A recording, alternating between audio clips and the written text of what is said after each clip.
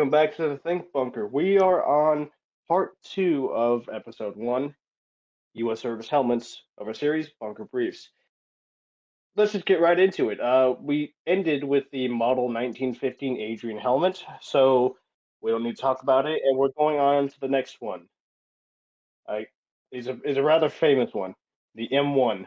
Now, which M1? Are you referring to the cannon, the flamethrower, the abomination at the bottom left, the carbine, or the grenade rifle holder?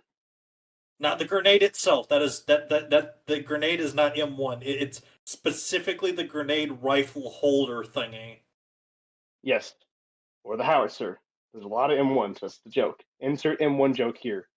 No, we're talking about the M1, colloquially known as the pot helmet, the steel pot. They're good for making soup. You know the worst part is they used to shave out of these things. I It believe. wasn't the Let me best try case that scenario. really quick. It was more so if you didn't have anything, or yeah, if you pretty much didn't have anything else, this could double as a pot, literally. Although that was not its only purpose, was as a pot. American soldiers were not walking around with intentional kitchenware on their heads. Not intentionally, anyways. Well, we can go into immediately go into what happened to come into the design of this helmet. One of the things that they were thinking about when designing the helmet, or what they determined would make a good helmet, would be that it needed to be a rounder helmet. It needed to be dome shaped, as the contours of a person's head. It needed to be long enough on the sides, to to stop most shrapnel, or they just need to be long enough to the sides to where it wouldn't hinder in the back. It needed to be low enough to where when prone, it didn't push the helmet forward into their face. Other things like that. And they also wanted to improve the design of the M19 of the no, not M1917. Yeah, so yes, the M1917, because a wide brim hat or helmet is not a great idea because it makes the helmet move around a good bit when I don't know, walk diving into a foxhole or something like that. So they made the M1. The funny thing is, this thing isn't the M1 here surged from 1941 to 1985. However, its origins begin in the later 20s because that's the thing a lot of people don't understand about military procurement. That a lot of people have this concept that things just get designed really quickly and rushed in service. They'll say the same thing about the Sherman, the Panther, the Pershing, the M1 helmet, the Garand. However, that's not the case because this thing was designed in the late 20s into the 30s, but there's a reason why you don't see it in the footage of 1930s American soldiers, and that's because this thing, it this at that time they weren't at war, and they didn't need to, and they didn't exactly have a lot of money around this time because of the big SAD that was sweeping across the nation here, and they couldn't really afford to replace, let alone replace all the helmets, but produce that many helmets at one time. So what they did with equipment such as the 1911 pistol, the M1 Garand, the BAR, the 30 caliber machine gun, the M2s of later on. A lot of the initial Second World War infantry equipment was produced and placed into a vault, which was I kid you not, break in case of emergency vault, because most of the U.S. service members were National Guard. They did that because they could have a larger fighting force that was cheaper because they weren't being paid as much as a regular army. But if a war were to break out, they would transfer all these National Guardsmen into the standard army and then outfit them with the newer equipment and give them brief training, and off you went. And to add on to that, it doesn't make a whole lot of sense when you first think about it. Like, why would you make these helmets? They're going to rust and decay over time. That's not the really big concern because America had produced a lot of the M1917s. We had a ton of them. And they had stopped production of them. And they wanted to every one of the M1917s to go through the ringer before they ever replace them with the M1. So they would be worn and torn and be disposed of. And once the supply of M1917s was depleted, they were going to start adding in, giving M1s to new recruits and start filling in depots as the M1917 supply dropped over time. Because there's no reason to rush these things into service with National Guard units if they still have an ample supply of 1917s they still need to go through. So what they did was they um, McCord is the manufacturer for these things. They would uh, build a couple hundred or a couple thousand of these, and they would just get put into storage bins, boxes, shelves in warehouses, and would sit there. They weren't being worn and torn, they were just sitting in storage until they were needed.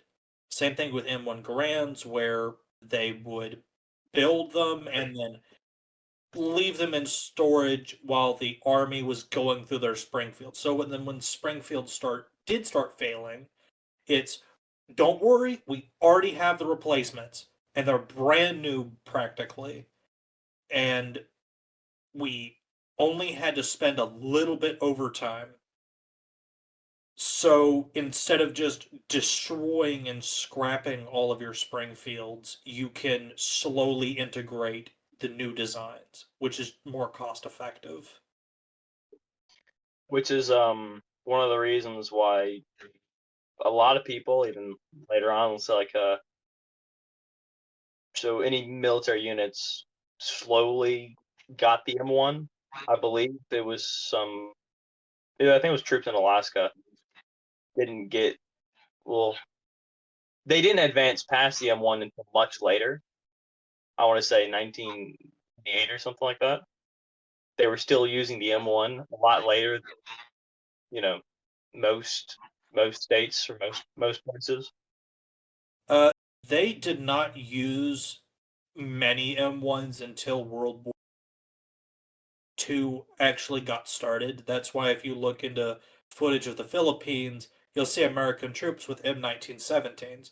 They hadn't depleted their entire stock of the M1917, and now that new divisions are needing to be made, and this is oh no, we need to arm these divisions with whatever we have, which is, the standard Springfields, but we also have got this massive pile of, break in case of emergency rifles, helmets, grenades, artillery pieces, and give them to the units and send them out. Or A at least lot of times, getting them to start train on them. the newer recruits that they were drafting into the armed services would receive the older World War One era equipment after being trained. It's my father, when he went to basic training in the 80s, wore an M1. It was a Vietnam era one, and that's essentially what they did with the older World War One era equipment. They'd use those as essentially giving the soldiers uniform and equipment to essentially get them used to wearing such equipment. And by the time they got to the front lines, they would then have the updated, more modern equipment that they had invested in, while the soldiers that immediately had to go into service already had the modern equipment. Mhm. Except for the troops that couldn't get resupplied. Um, Philippines. the Philippines, that was not good. But in Operation Torch, the Americans had M1s for days, and also as soon as the breaking case of emergency went into effect, all of the companies that already practiced building these things went absolutely bonkers just punching these things out. 20 million M1s were made, if I remember correctly. So 1 year specifically, they made over 7 million in 1 year. I think that was the most they made in a year, was 7,500,000 something. Yeah, Ah, It was a they lot. uh they were on some crack making these things. and Uh a lot of that comes down to budget because the 1920s and 30s, the U.S. military didn't have a great budget for two reasons. First reason, the most obvious, would being the big sad, but the second reason is that back then, the, the War Department wasn't the War Department. This was the Defense Department, and the logic behind this was that since we're not in an active war, the military doesn't need a huge budget because we're not funding a war. So they would have uh, they would have the branches have their procurement budget for developing new equipment, testing, and everything, so they could slate things for production, slash things from production or from approval, or approve certain equipment. But then the big sad happened in the 20s and 30s, so the already small budget was cut significantly for the military, the whole military, with the majority of the U.S. defense budget going to the Navy. The Army had to work with what they had, right? Because at this time they're designing a vehicle called the T6, which would become the M4 Sherman, and they're designing this in the 30s. It's just they didn't have the budget, and they didn't have a lot of this equipment until when the war had when Congress declared war, and Eisenhower gave his December 7th speech. All of a sudden, the military budget, it shot up. It shot up significantly, and then all of a sudden, and then the military was actually able to pay these companies to make more of this equipment.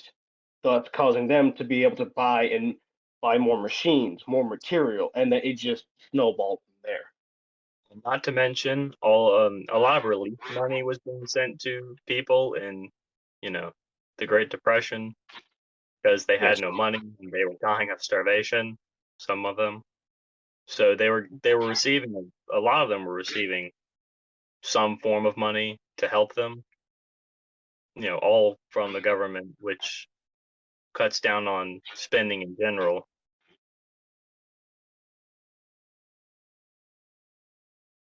Less money to go around. Yeah.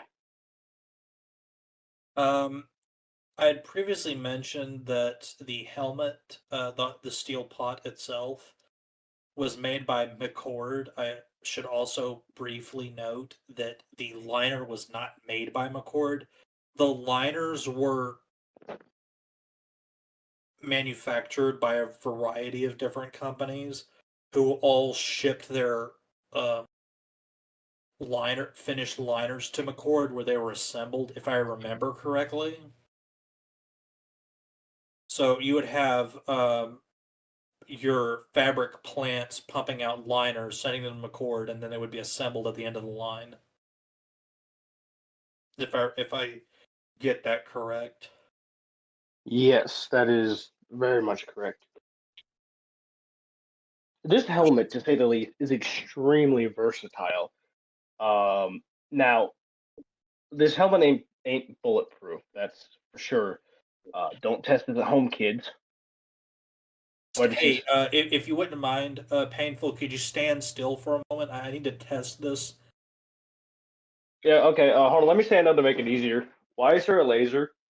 It's Just like pick the it's almost like the water resistant label placed on some watches.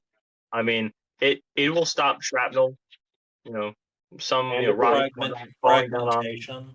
Yeah, other things like that. Maybe a bullet that's skimming by you that might have previously taken you out would bounce off of this, or it would heavily reduce it. They intended for this helmet for there to be a little bit of headroom, a little bit of space for indentation on the helmet. So whenever you would get hit by shrapnel on the helmet or a bullet that is passing by, instead of that hitting your head, indenting and still hitting your head, it would normally have a little bit of space, just enough room. But it's resistant to. It's better than wearing a hat. as are most helmets from this list. It's better than nothing, and this was exceptional at being better than nothing. C4, did you have anything to say? I saw your icon light up. Oh no, I didn't say anything. Do you know who the There was guy a in the middle is? Come again? Who's the guy in the middle?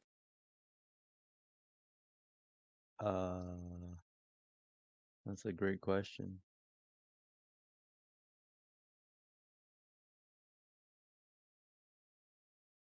General George S. Patton. No, He's the here. other guy standing right next to him, the handsome fella. No, I do not. I don't think we do. I don't know either. I don't know either. Thank you for that. So another there was a misconception going around, not specifically about the M1, but rather it was involving the M1, and that was this idea that if you see in a lot of Second World War movies and footage, they don't have their chin strapped, and that was because there was this rumor going around that you shouldn't strap your helmet because you could get if an explosion. It was the theory was that an explosion would go off and could send the helmet flying, causing the chin strap to come back and snap your neck.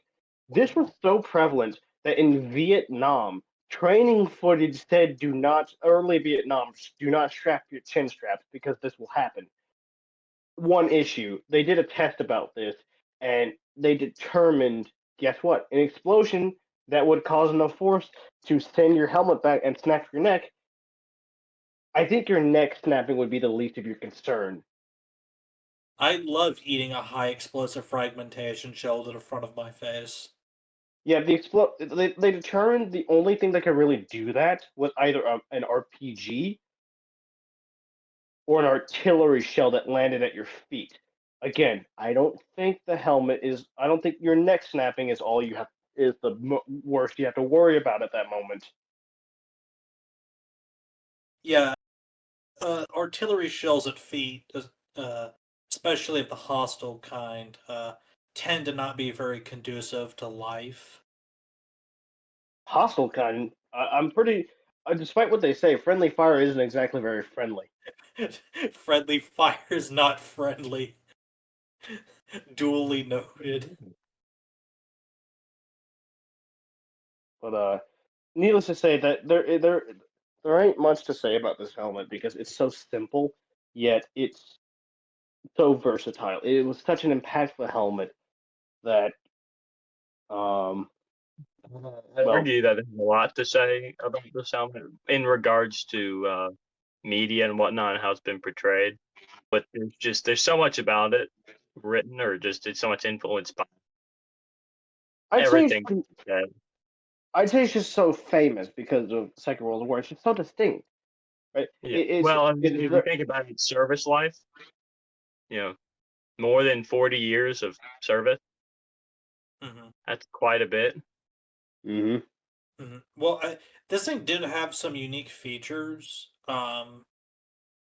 where specifically in the helmet liner design, but around this time in World War II, everyone else was sort of catching on the idea that, maxing out your helmet liner, adding a padding to the inside of your helmet might be a good idea, except if you're the Soviets who cut corners on occasion with production. So this helmet was fairly comfortable. Troops would use it as intended. In the center picture, right on the right side, that's it being correctly worn. I don't think Patton has his chin strap on, which is improper. I But think that's just his lining, actually. yeah, it could be. But Uh, the helmet was quite comfortable. It wasn't awful. It had a couple of uses, just with the troops' daily life, using it as a pot. using it as a couple of other different tools and figuring out how to do some normal GI stuff with this. The helmet was quite good for what it was, but World War II helmets tend to also have the flaw where it's uh, the only material that these things can be made out of is not going to stop high velocity, large caliber rounds. And it's kind of dumb to ask it to do it. Well, at the time, they had not discovered the technology. Well, the only way to do that at this point in time, with what they had, with the materials that they had, would be to make it, like an inch thick all around, and that's not really an option. Yeah, your neck snapping if you like fell. Your neck would snap if you like fell in a. Next, if you fell, if you stumbled, if you twisted your ankle and your head went one way, your neck would. Oh, there's my neck. Why are my shoulders up there? Hmm. If you all give me 1 second, I gotta go. I'll be right back. Yep. Oh, you're fine, man. You're fine. But yeah, this is The quint. definitely a helmet of all time. It is a quintessential helmet. This It is is. like It is. bare standard. If your helmet is not this, it is. Why are you wearing it? Right. If your helmet is not the M1, it is either worse or better. This is Yeah. the peak physical form of helmet. This is the ideal form of helmet. This is perfect mid on an alignment chart of helmets. Yes. Because This if you're is worse than this, true. just wear a hat. If it's better than this, use it. The only real downside to this helmet is it does not offer a exorbitant amount of neck protection, which was noted in future designs. And Yeah. They noted that with the stall helm. Well, see, one of the issues behind that, or one of the problems why that was so difficult, was because of their idea about the design, to where if you were prone, they didn't want your back or your neck to push the helmet up forward in front of your face. Which was That an issue with the stall problem. helm. Yeah, so but that's the thing. Like, if you go prone and your helmet is too long in the back, it will get pushed up, obscuring your vision completely. Or if not, being an incredible annoyance. Every other point in time, it'd be very nice to have more length in the back of your helmet. But if you're prone in any situation, it's going to be a hindrance. Although they Yes. eventually did find a nice length that did work for everybody. Yes. So it wasn't like the Darth Vader helmet where it's like really long in the back, but it wasn't as short as the M1 is in the back. Right. I th- but which is why it served for so long. Not just with the U.S. Army, it served with a couple of other armies. A lot of NATO-aligned small countries that needed to get support. South Vietnam, South Korea, Japan. Brazil, Portugal. If you're a small democratic nation that has a threat of communism surrounding you, congratulations, you've been delivered M1s. Yes. I think I saw his thing flash. Is he back? C4? Never mind, he's not back. Cool. Back I in the think show. that's all right. Well, welcome back. I think that's all C4. if Intermission has on the M1. We're gonna move on to the next helmet. If no one else has any objections, speak now or forever hold your peace. Okay, we're moving on to the next helmet on this list. The M2. Actually, I kind of forgot about this one. Okay, so the M2 was developed as a as a paratrooper helmet. Now you could say that this is just a variation of the M1. You're correct, except Ordnance Department, in their infinite wisdom, just type classified it in a completely different name, numerical digit, the M2, and because even though it was a slight modification, when normally this helmet would have received a designation such as the M1C, but here we are.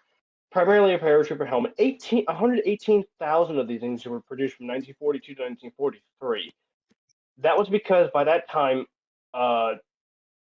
Ordnance Department, a lot of people just said, "Why did you name this thing the M2?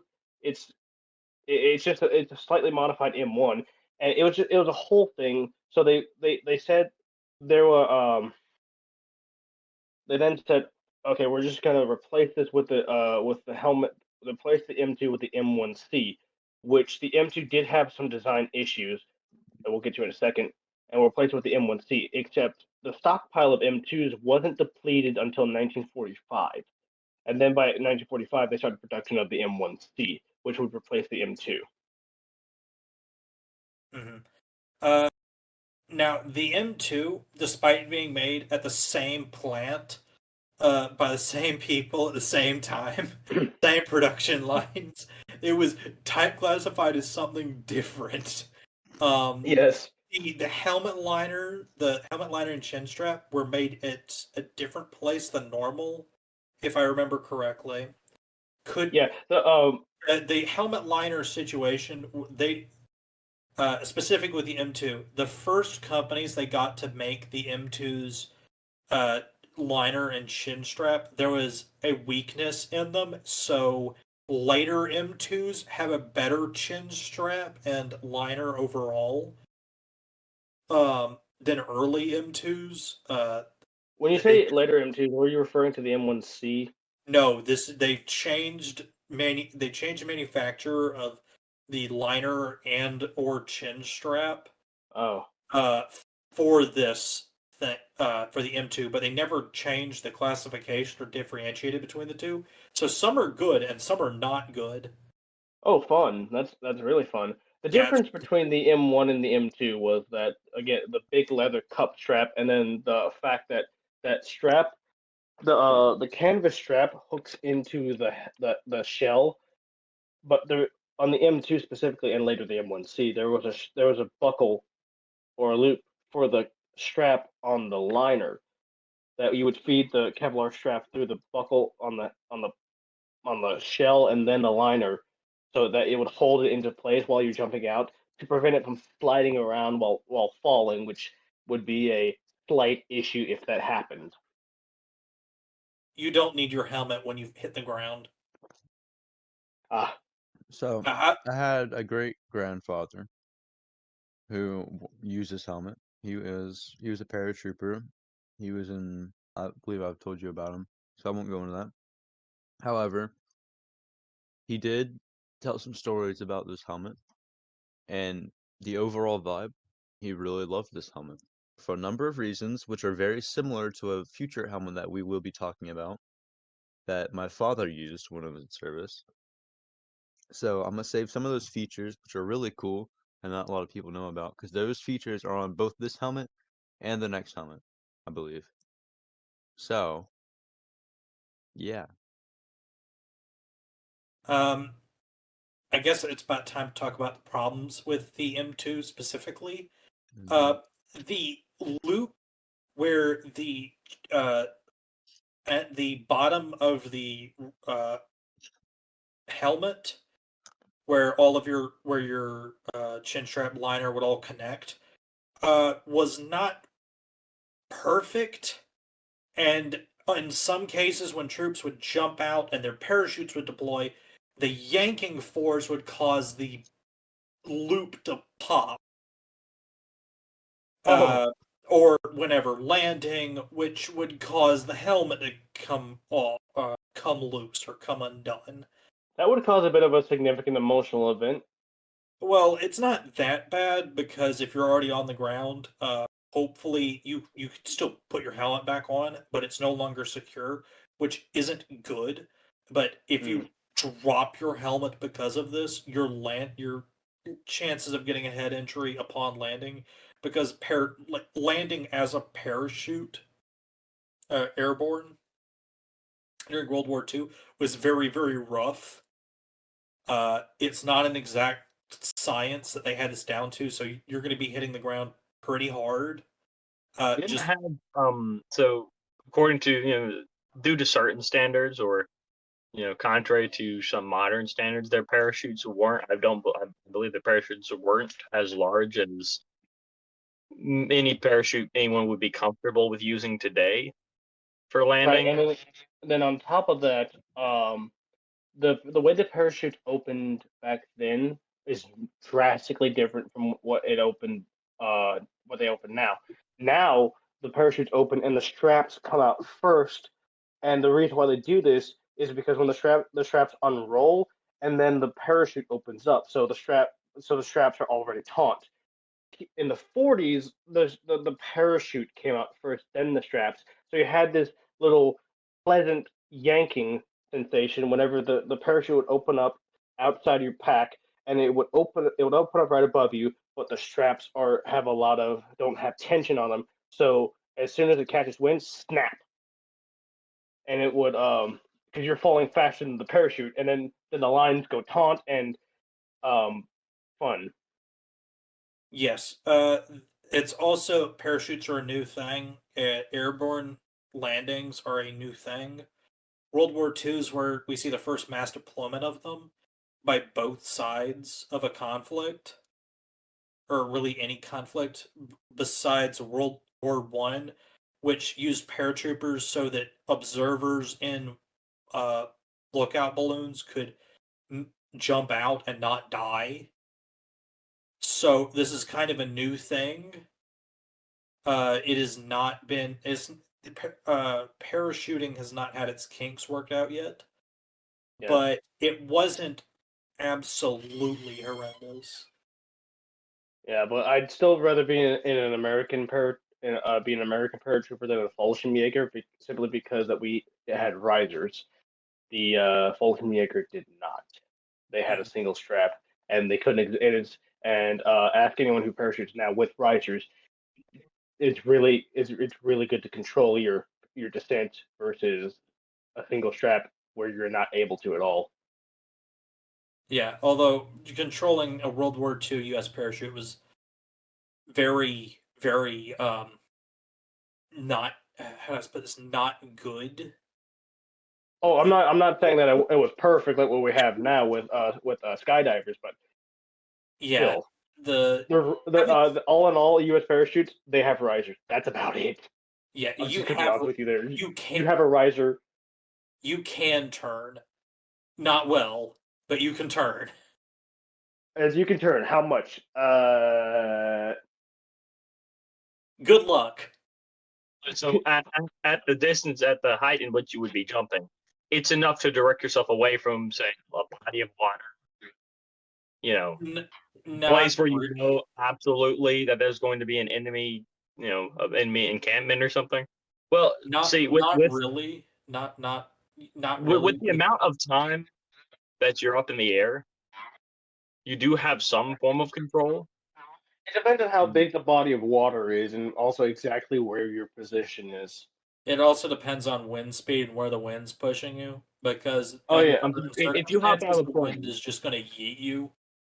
if yeah. you hop out, Around the there's a small body of water off to the side, and you notice that's kind of the area in which you are being floated towards. You have time to, you know, marginally correct your course. Yes. that is very true. However, if there is a slightly above strong wind in the area, God It's help you. gonna, it's gonna, well, it's not God help you. It's your ability to maneuver is greatly reduced. So, Unless you're going with the wind. which has its own set of problems. It's not an optimal situation that you want to find yourself in, but it's not hopeless, as in the case of without risers. So you could, in theory, get away from that situation. It didn't happen every time, and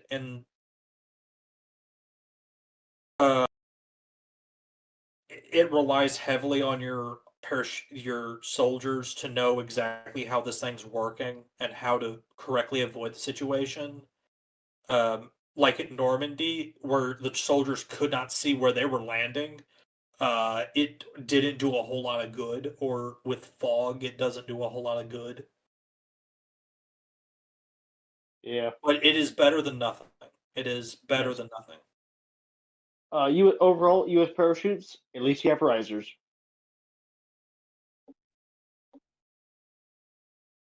So these were produced. 118,000 of these were produced up until 1943, and they're replaced by the M1C in 1945. The M1C, the main difference was it fixed the loop, so that it didn't detach itself from your uh, liner and chin straps, so stood on better. A couple of other fixes to the overall performance of the liner and chin strap, but the main focus of fixing was the metal loop on the sides where it connects. And with that fixed, it made this a very, very good helmet. Um,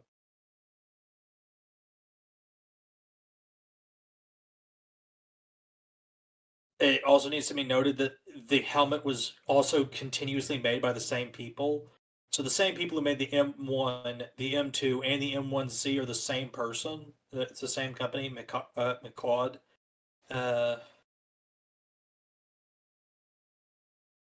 McCord. McCord. Like a McChicken, but cord. That's terrible. It's terrible. I cannot pronounce their name to save my life. Not sponsored by McDonald's. I'm not Oh. sponsored by McDonald's at all. I don't So, intend to be. But we're all done. Well, you can continue what you're saying, but I think other than that, I think we're all good on the M2, right? I'm good. I think so. But um, it should be noted that a lot of the problems were addressed in later helmets and later changes to paratroopers, which is why our paratroopers have such a fun time today, um, where they don't have to worry about these problems, as the problems were found and subsequently fixed with this. Yeah, what better testing to do than testing in the field? Am I right? Yep, that's where the old what was the saying where if the parachute the people packing the parachutes would have to jump out with their own packed parachutes. Oh, There's a saying associated with that, but I can't remember it to save my life. oh, Basically, there was a concern that workers were not packing the parachutes correctly, and the soldiers were being sent faulty parachutes and were falling to their death. So someone basically made a threat of if you don't solve this problem, you're jumping out of an airplane with those same parachutes. I imagine that fixed a lot of the packing issues. Yeah, it's kind of a Soviet uh, take on solving the issue, but it was effective. Yeah. All right. So, if we have nothing else to say, speak now or forever hold your peace. All right. Moving on. We jump forward to the 1990s. Paget. Or, as the cool kids say, the entire acronym Personal Armor System for Ground Troops. Um, Big thing happened in the 60s. There's this cool place called DuPont, and someone made something absolutely astronomical. It wasn't called Kevlar, but started with an A. Can't remember what it was called. But it was what we now call, it was patented as Kevlar by DuPont. This thing was the miracle material. This is the golden fleece of material, the the next greatest invention. It was a super light, super resistant fabric that, when layered, could stop bullets outright without having to have an inch of steel bolted to someone's skull. This, Though I would, you were saying something. You were saying something. as far as super light goes, yes, but also kind of compare. Okay, the same amount of protection that the Packet would give you, you would need drastically more steel, which would snap your neck and everything, as discussed earlier. However, this thing wasn't all that light compared because there was two designs for this thing for the Packet. It was a helmet made from this Kevlar stuff and a composite fiberglass material, which was much lighter than the Kevlar. However, the fiberglass produced gave the users less protection overall, so they went with a heavier Kevlar design to give them more protection. However, later on, it was discovered that the if whatever bullet would penetrate would that the fiberglass helmet couldn't stop, the the Kevlar helmet wouldn't stop either. So, Well, the helmet wasn't entirely Kevlar.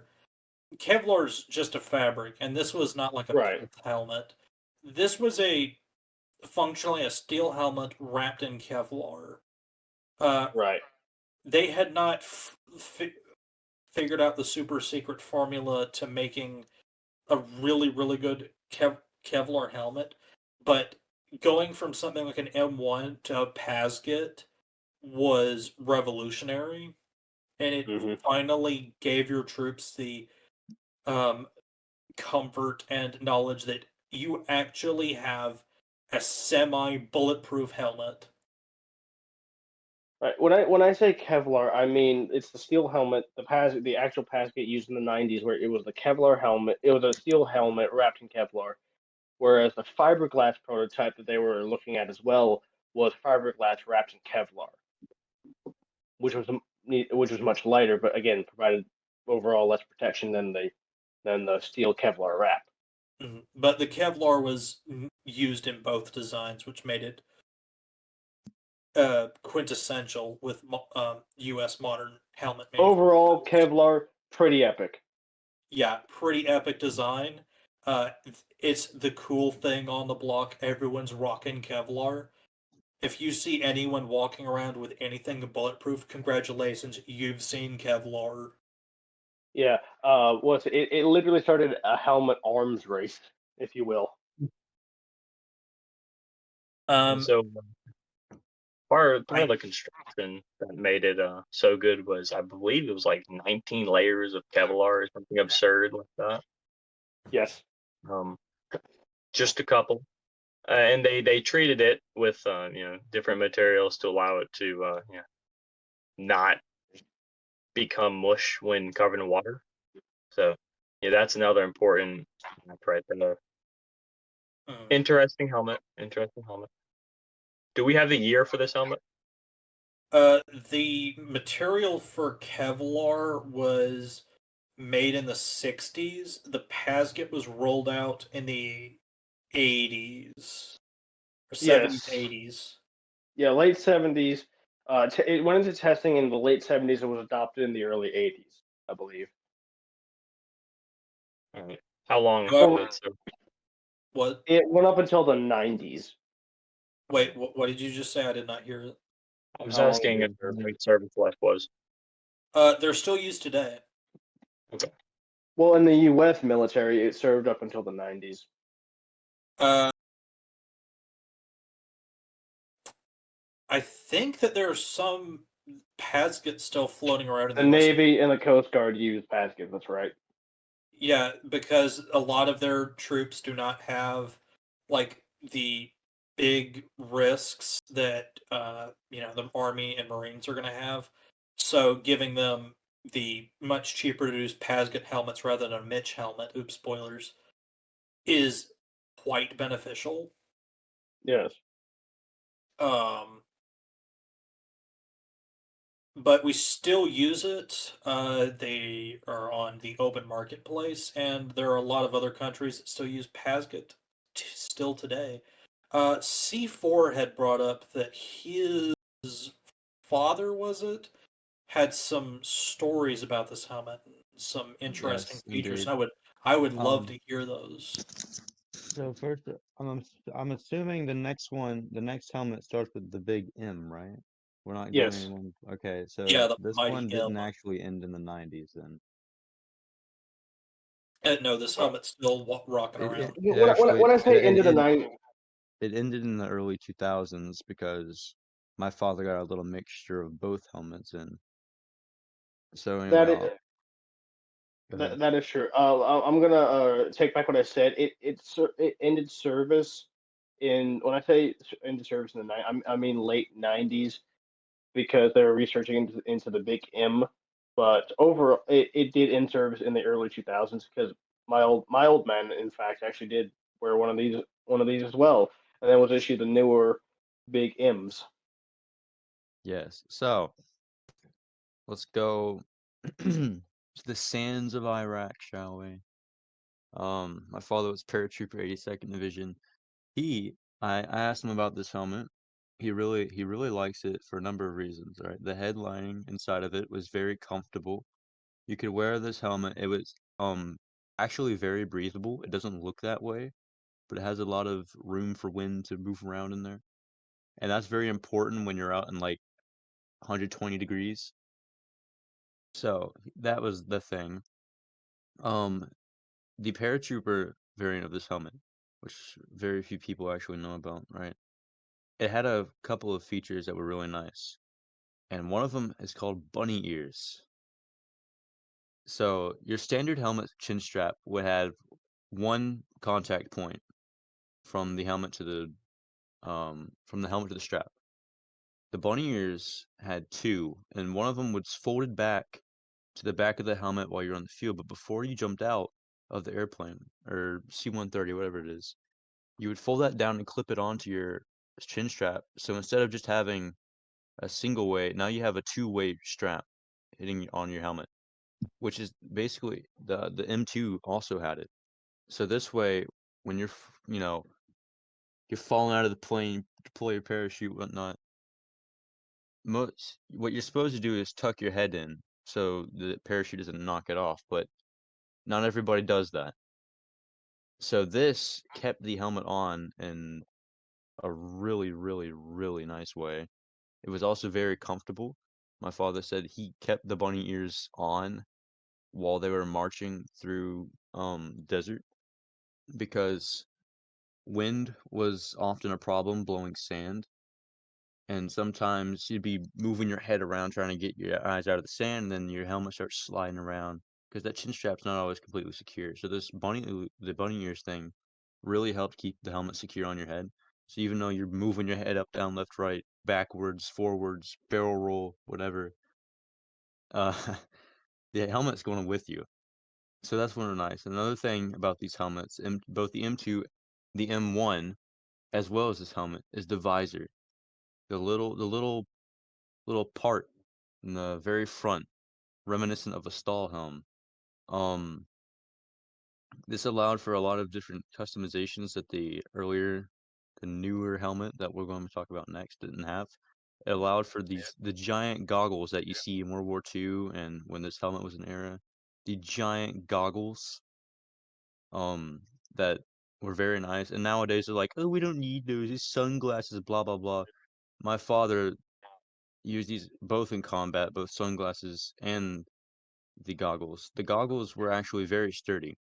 Sunglasses, you get slapped once and they break or a lens falls out. These things ain't going nowhere. These I things know are, I know the goggles I actually own a pair of those. They're yes, I actually really also good. do. My my, I my love dad brought them I, home, but I literally went down to this hole in the wall place in a surplus place. I just bought it. It was like 15 bucks. yes, But they're they're they're really really good. nice and they fit your They face are. perfectly. They fit your face or a bit. They fit your face snugly, and they block out the sun. Indeed. Yeah, that's another thing. These goggles had like two different lenses. One was like sunglasses lenses, and the other one was completely clear. Yeah, which is the very clear ones handy. were for lower light environments, if I'm not mistaken. Yes. And the sun ones were for whenever you're in the desert and it's here comes the sun. Yeah. Doo, doo, doo, Yeah. doo. Nowadays they want to use sunglasses just so they can look cool or something, but those are very ineffective because you have a lot of room for sand to fly in your eyes or something, you know. Those sunglasses ain't sealed on your face like the goggles are. So that's that. The visor and the bunny ears were two features that both the M2 and this helmet had that soldiers How really low? loved before phasing out into the next helmet whenever we talk about How that one. how low did the bunny ears go? So the bunny ears, they were basically just a secondary strap of sorts. So I'm trying to see in the pictures. We don't have a picture of it, but you know, on your standard helmet, your chin strap links directly into your side, right? The side of the Yeah. helmet. Well, there's a buckle on the left, which them two had. This one has. There's a little buckle there where you feed the leather through and tighten it, whatever. Well, this bunny ear was about that long from the contact on the helmet down to this buckle, just parallel to it. So it would be a little bit further behind your main point of contact, and you would fold that down while you were fighting, or if you didn't need it. And when you're jumping, you take that out, and there's a little button or clip or something on this little on the buckle area that you clip this to, and now you have a four-way contact system to keep it a lot secure. I see. Yes. Mhm. Um, quick question from my end. I had read some articles on if you've heard personal stories about this, so you can compare and contrast. Where there was apparently a problem. I'm fairly certain the articles were talking about early uh, Pasget where it was uncomfortable to wear. Well, yeah, Uh, the early '80s ones, those were very uncomfortable, yes. But towards the end of its great reign, they fixed the headliner on the inside of the helmet and make it more comfortable. okay. This is also this, They actually added space between your head and the helmet, so your head wasn't just sitting on the Kevlar the whole time. ooh, the funny thing about that is initially the '80s helmets they went with the one size fits all policy with Yeah. the unlike the M1. So they initially went with the different liners, but a lot of people didn't like that. And see, they didn't really have that much of an issue with the M1 because the M1 wasn't as heavy as Pasket. But since Pasket's a lot heavier now, having that security with that thing being having that thing tight on your head is a lot more important now. So they Hmm. eventually relented in the later '90s and into the 2000s with a what's it with it they changed the way the padding and everything sat on your head, and then they also made different helmet sizes. Hmm. This was also Yeah. during the advent of where the time where females were allowed into the U.S. military, so they had to make smaller helmets for the females who had smaller heads. Because yes, males and females have have different body sizes, especially in the head. Sexist. Anyways, so yeah, you're right, but Hmm. but for legal reasons, that's a joke. But yeah, so they had to make smaller helmets, but not a lot of those went around. Normally, for smaller heads, those are gender specific. If you were a dude and you had a small head, not a lot of fun. Me. You get the women's private. You get the women's helmet. Oh no, You if you're know a dude, they didn't give you the woman's helmet. They just gave you the regular man helmet, which was what? if you had a small head. No, you had to bolt that on a bit tighter. I remember my dad telling me about someone who had a small head when using the Pasket, and he found a bunny ears one. So and he would use that so because the helmet was so big, he had a small head. He was a small dude and he had a small head. So he found a bunny, not a helmet with bunny ears, but he found the bunny ears that C4 was talking about. and put it on his helmet. And this would cause some confusion. People say, "You're a paratrooper." It's like, no, it's just that this helmet's too big and it just flops around all the time. I have to wear this so that my helmet can actually stay on my head.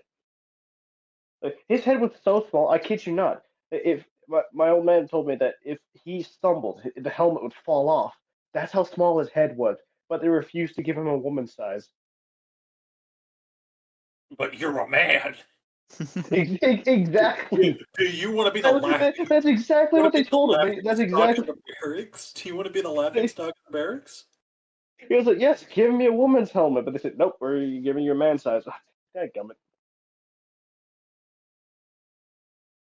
The Pasget also had the glorious joy of coming out when night vision was just becoming portable. If you see the bottom center and bottom right hand pictures, you see these goofy goobers with this like massive camera slapped on the side of their the front of their face, where it's like, oh yeah, they can see everything. No, that's just like Gen 1 thermals. They're probably not saying all that much, to be honest, but it's better than nothing. Pretty And much Gen 1 night vision and thermals, Gen 1 IR, infrared was literally there so you didn't break your ankle when walking over terrain. mm, Just straight up. yeah, you don't get good distance, you don't get good image quality, but it's better than blind. Well, I'm But at 180p right now. mm, Hmm. I'm not exactly sure what from the two pictures what exactly night vision these are. So the one on the right might be Gen 2, but I have high confidence that the one on the center bottom is Gen 1. Uh, Oh, you if don't say the thing that if the I'm half the wrong, guy, leave a comment. half, But that's half the guy's face that sticks out a foot from his head. it's, he's just machine. That is a cyborg right there. But Oh, what's that one dude from Transformers? That guy with those sniper rifles for a face for some reason, the cannon for a face. oh, I don't know what his name was because he was like I think they made him up. Yes, they made him up, but he essentially he was an assassin working for the U.S. military to hunt down trans, and he literally had a cannon for a face for some reason. Yeah, that is That him. works. That is his human incarnation. But Okay, there was a slight problem with putting night vision on dudes with Pasget, where the Pasget didn't come with originally come with like, designated clips for something as heavy as night vision equipment. So some ingenious designs had to be brought up to fit it on there so that they could at least semi comfortably wear the block of machinery to their face.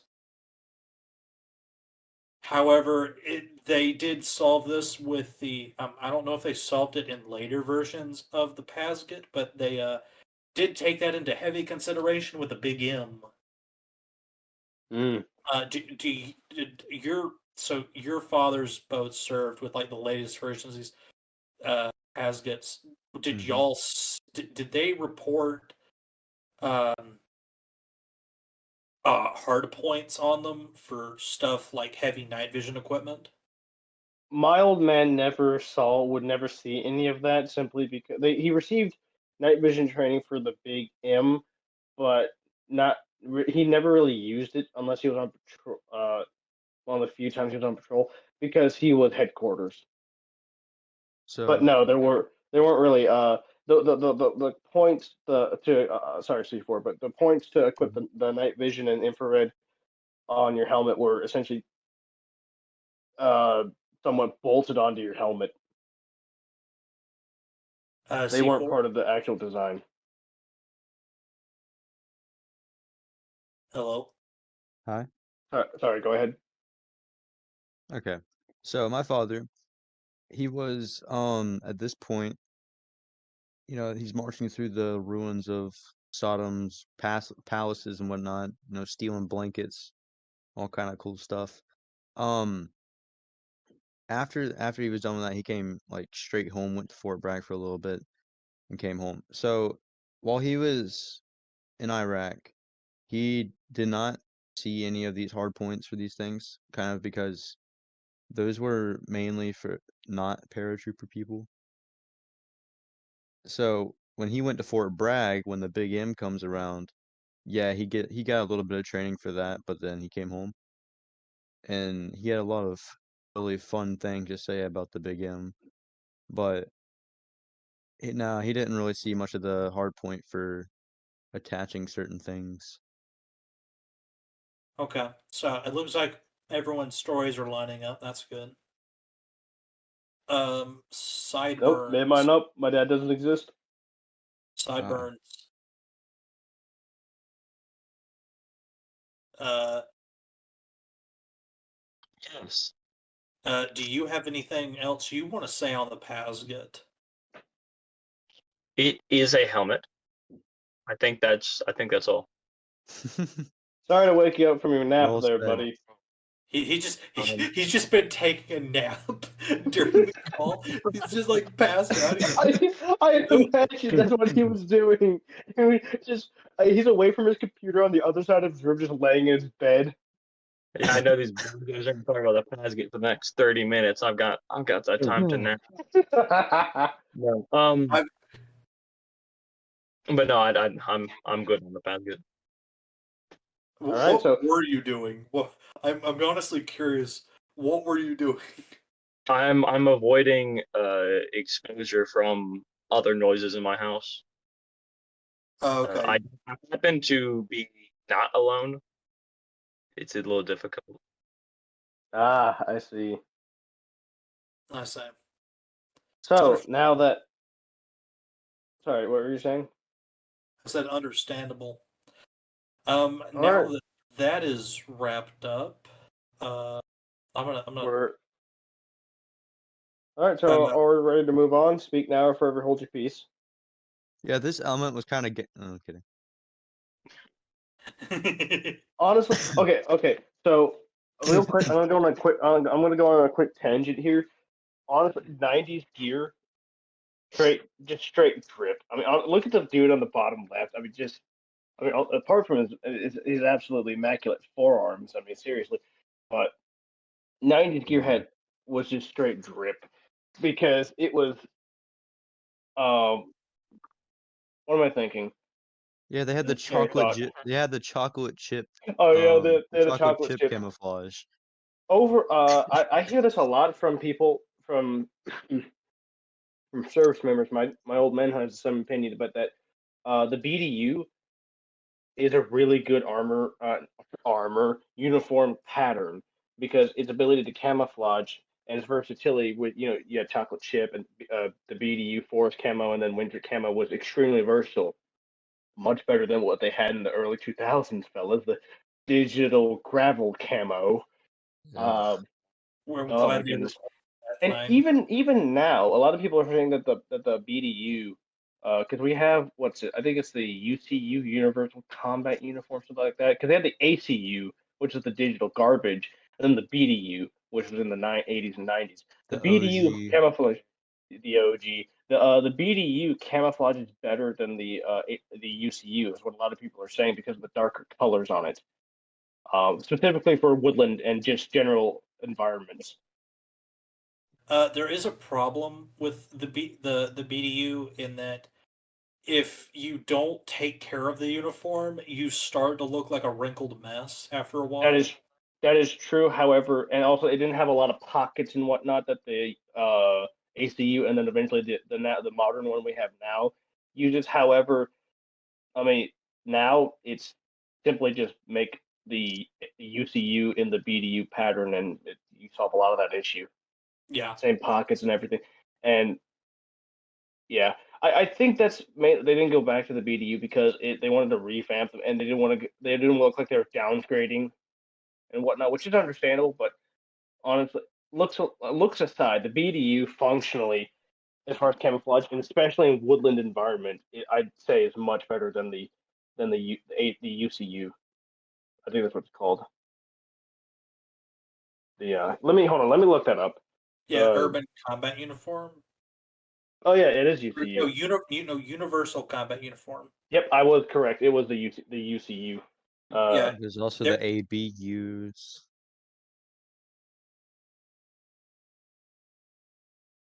The ABU. Yeah, Advanced Battle Yeah. Uniform. yeah. That Wait, was is a that actually thing. what it's called? That was a thing. Hold on, let me look that up. Give me a second. I need to look up a What's your source. source? I made it up. It was either Hey, ABU or ACU. I can't remember.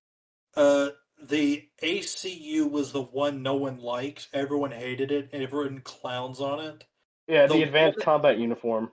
yeah, no Hang one on. likes it.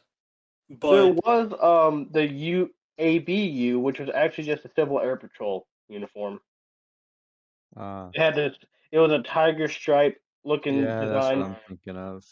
which had the same color scheme as the awful ACU Grabble uniform, Grabble and everything. So, Mm. okay, that's For- quick tangent. fortunately they fixed that, and our soldiers are no longer wearing that monstrosity. Mm-hmm. Now we have the UCU, but again, BDU. I mean, come on, guys. Look again, It's so just drippy. just Like Go back to look the total at good the old days.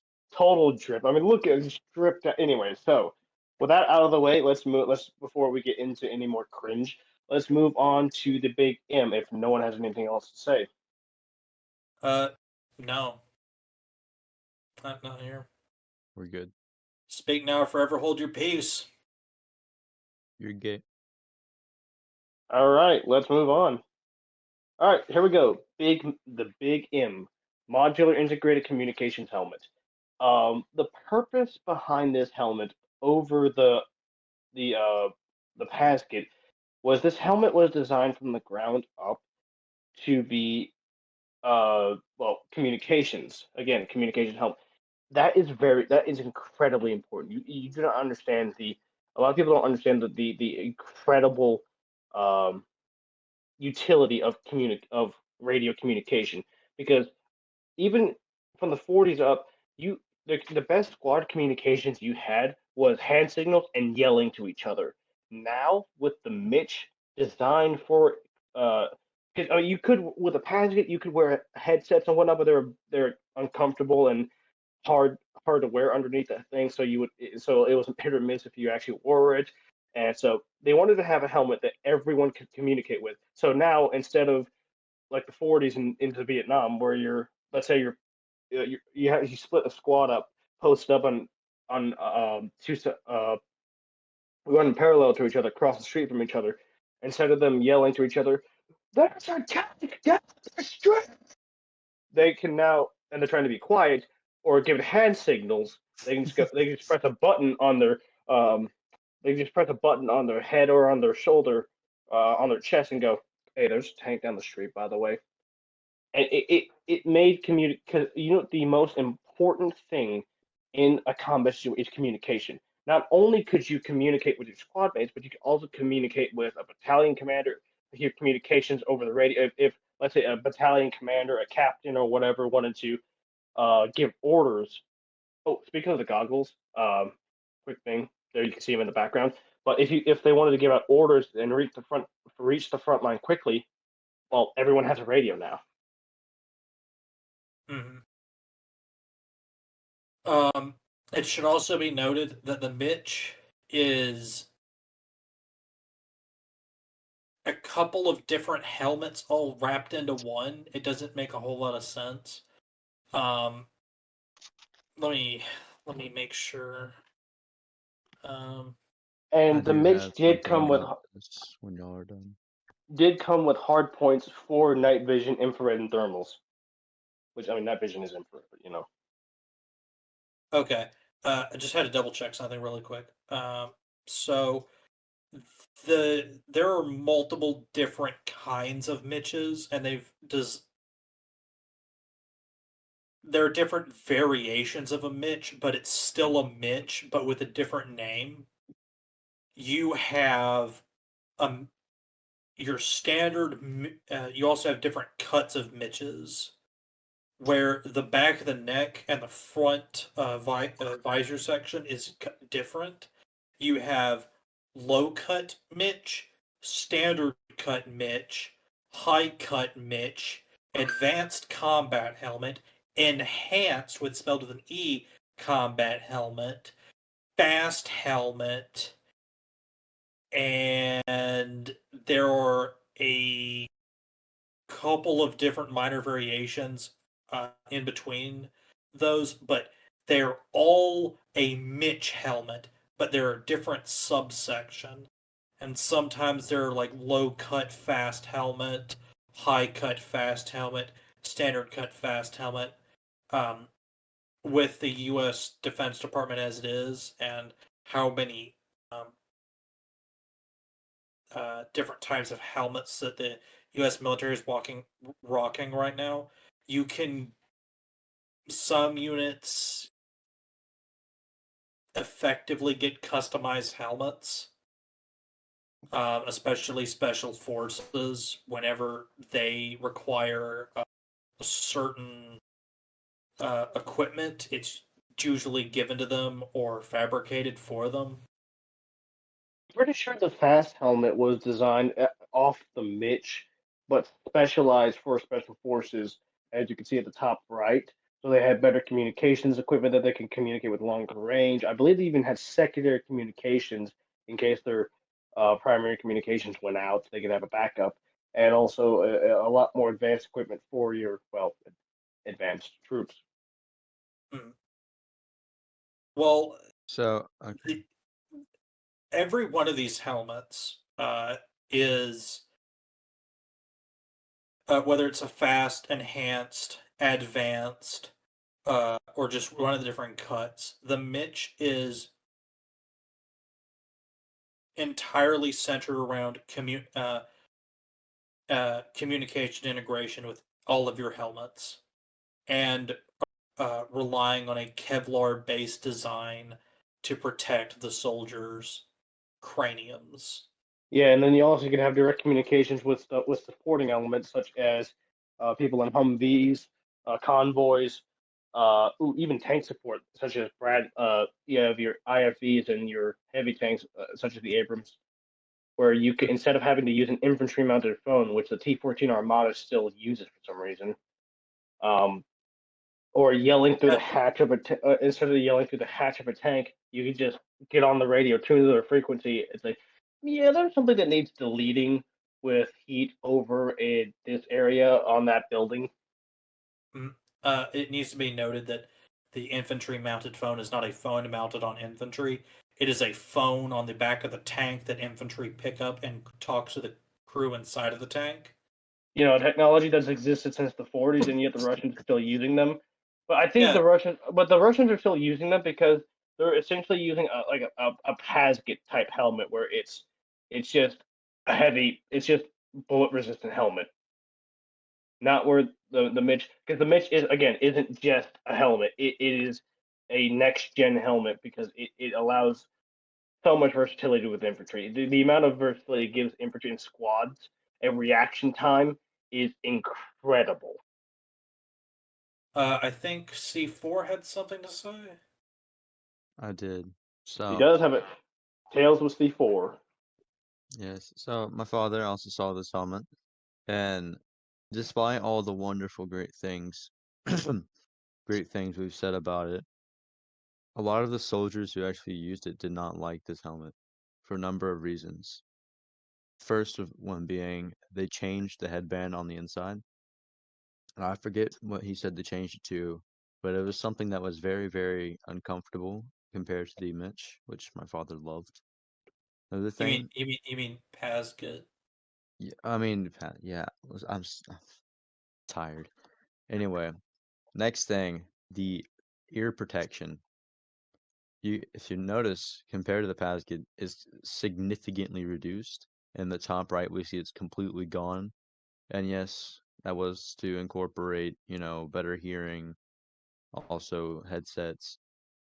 I will note the top But right one of these is things, not a Mitch. It's a fast, so it's cut for yes, that it's reason. the high cut stupid No, thing that no one no, likes. it's still technically a Mitch. It's So technically, Mitch, it's just it's just a really high fade Mitch because So it's a anyways, fast helmet. Sorry. What?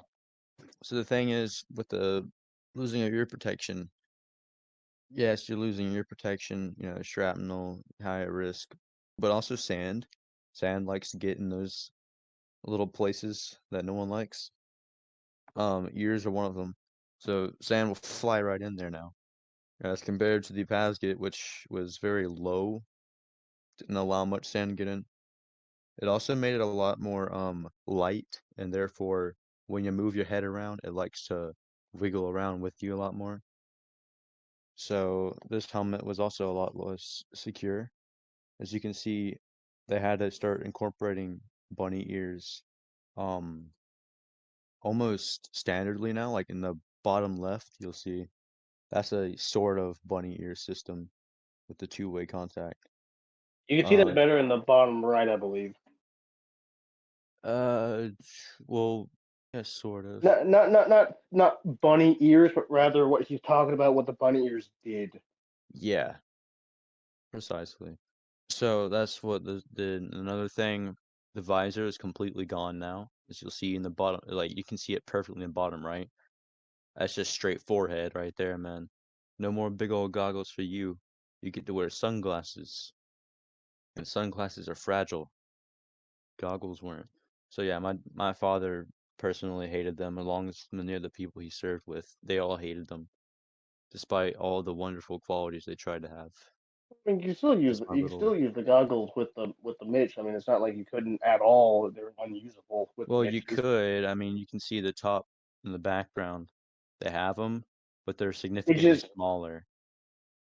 uh yeah, and also it's they have it. The goggles had it. My old man talked about the goggles how they had an issue because he kept his goggles from when he used the Pasket with the Mitch, and they fit well. They fit really good. Same as the Pasket, with his Mitch, except for the fact that if you bumped your goggles, he had them on tight, so if you bumped his goggles, they could have a chance to slip down underneath the Mitch and slap you in the face because there was no lip there, the brim. Also, another reason why they what's it they the fade I call it the fade. I'm sorry, but the fade on the Pasket was shortened was because there was an issue where it packed if you're packing, you're running around, and you go prone, your helmet's now just slung forward, and so they had a lot of issues there, also on your sides as well. So they did raise the fade in order to reduce the effects of that, which again, not a lot of people liked which because is it was. why low cut still exists. Hmm. And then another thing to note is that there are two basic builds of Mitch because early 2000s Mitch were steel and Kevlar, but excuse me, such as the Pasget. However, now they use I think the bottom right is one of them, but it's a they actually went to the fiberglass composite fiberglass design. Not the same formula from the 80s, but a very similar build because excuse me because they realized that a bullet that would penetrate the fiberglass helmet would still penetrate the steel helmet anyways. So they went to the fiberglass because of how so it's much lighter on your head and doesn't crane your it doesn't crane your you can wear it for you can wear it makes the helmet more comfortable to wear for longer periods of time and not put a lot of strain on your neck and your head. Mm-hmm. Um, the new helmet that the U.S. is trying to produce, it's what is it, like a fiberglass ceramic Kevlar composite thing? Yes, it's a fiberglass composite material. Same thing with the newer Mitches that's wrapped in Kevlar. But that is not entered service yet, and it's to be They're seen when it testing it, and I honestly don't think they're going to put it into. It's much like the XM5 rifle because the cost of the benefits to this helmet, same thing with the XM5, the benefits to the rifle, and same thing with this helmet, do not outweigh the costs of phasing out the M4s and the Mitches. So I think they're just going to keep the Mitch in service because it's not an incredibly advanced design. and That's so advanced. It's not such a leap forward in technology like the Mitch was to the Pasget, where they have to warrant replacing it. because of how advanced this thing is. I think the newer helmet, the test, they're not going to face that. They're not going to face the Mitch out yet. I don't know if y'all are aware, but our current Air Force uses a heads up displays inside of the helmets. Yes. And they have been looking at making a heads up display for ground infantry, and that is never seeing the light of day outside of like combat tests. Unless You are not giving a private a $50,000 helmet. I unless they can make those cheaper to where they can integrate them with goggles that can hook into the helmet. At that point, they would, but not now. No.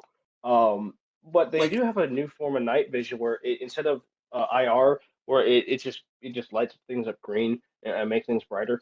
It actually outlines things. You can see like very detailed outlines, and you can link your vision to your rifle sight. So if you wanted to look around a corner, you could link it to your rifle sight, and then poke your rifle around the corner, and you can see it through your the goggles. But these are testing phase, um, new form of night vision. You should look it up. It's really weird, but it's really cool.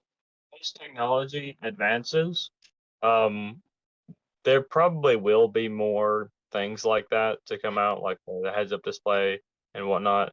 And they're using a lot of that technology for firefighters and whatnot for inside of their helmets. Allows them to see corners and things better. And you'd imagine they would want something like that.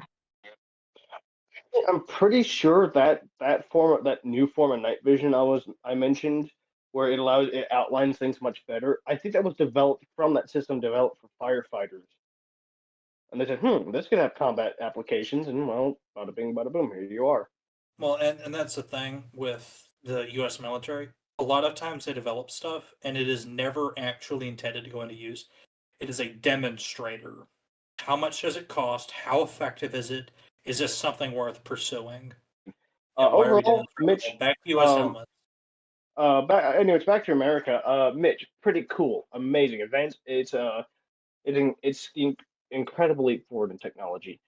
Uh, allowing squads to communicate very effectively. Not only just squads, but just everything can communicate with each other now.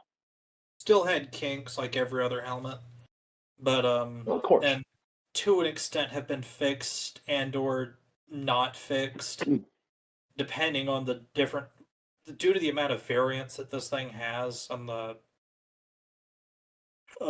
different iterations, year models, and whatnot. Trying to look at it's very convenient that a lot of these soldiers are still alive, and you can read what they say about these helmets. And I read either it's really really good or it was uncomfortable, but sometimes they don't write exactly what type of helmet it is or what year model it was, which helps to make the situation better. But you get what you get with these things. It's a very interesting leap forward in technology.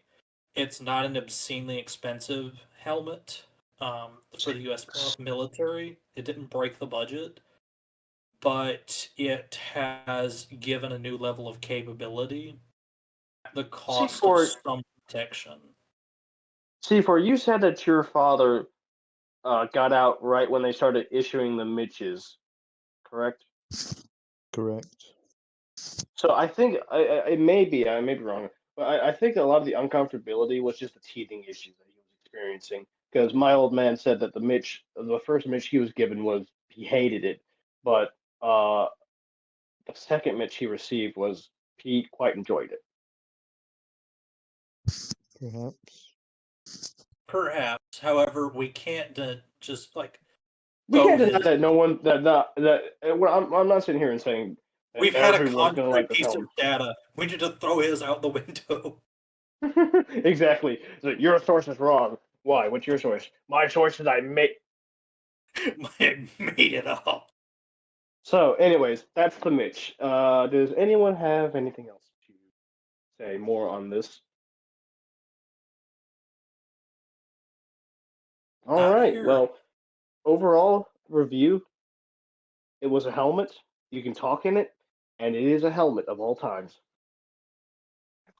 So I would argue that it's a telecommunicator. I think it's it's a telecommunicator. I'd say that. It's like them Star Wars thingy bob with the helmet microphones and the communications and all the funny lights and stuff. Heavily armored Right. walkie-talkie. You're not Heavily wrong. armored You're not That is wrong on that. Actually, that is amazing. I love that. Heavily armored walkie-talkie. Wait, does that make U.S. soldiers just heavily armored gun transporters? Yes. I see. No, what is it? The Nokia? Yes. They're wearing It's Nokias. just, they're just it's just a bunch of Nokias stapled to an M1. I, Wait, is that how the Mitch came about? They just stapled a bunch of Nokias in them once. Yeah, I like that. Yes.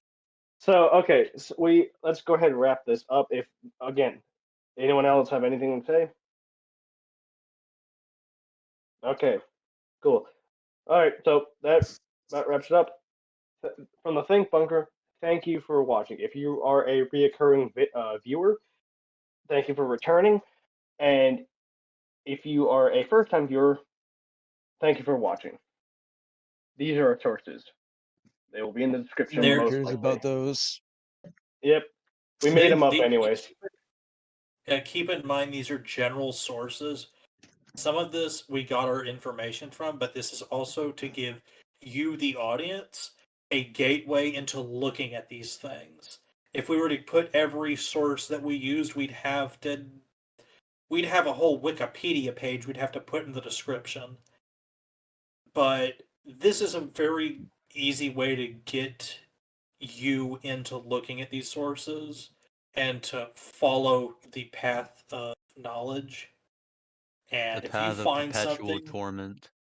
the And path of perfection. it is here to start your journey into the military enthusiast community, and or more so, colloquially known as the practicing historians. We are that. You cannot say that we're not practicing historians because we get excited whenever it's me specifically, but we get excited when we see reports. But well, me as an example, I get excited when I read a report about the developmental parts of the T6 program for the M4 Sherman in the 1930s. I get excited over that. We We're, are we're we are we are enthusiasts. oh, yes, I would very much enthusiastic. I would say a historian's more like you've written a book, which I Well, don't think we've done. We need to I write say a book. We need to write a book. I say practicing because I mean I, the term practicing historian I think it means the same thing as um what's it as military enthusiasts. But overall, thank you for watching, and well, see you on the next one.